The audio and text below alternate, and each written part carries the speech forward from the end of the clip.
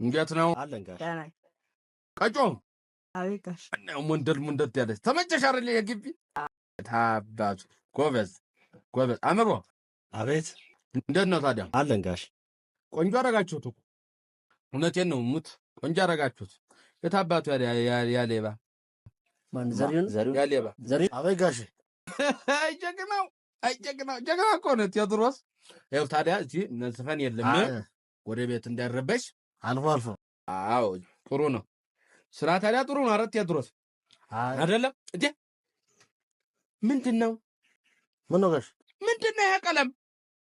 ምንድነው ይሄ? እውነቴን ነው። እኔ እኮ እንጨት ቤት የነበርኩ ጊዜ ዕቃዬን እዚህ ደብቃለሁ። አሁን ደግሞ የት ወስጄ ልደብቅሽ? አእምሮ ምንድነው የምትሰሩት ይሄ ነገር እንዴ? አብስትራክት ማለት ስዕል ነው።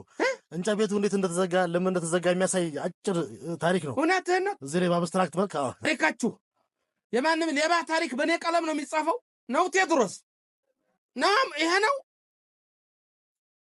ቋንቅ ጫማም ግድ የለህም። ቆይ ግድ የለህም አንተ ግድ የለህም።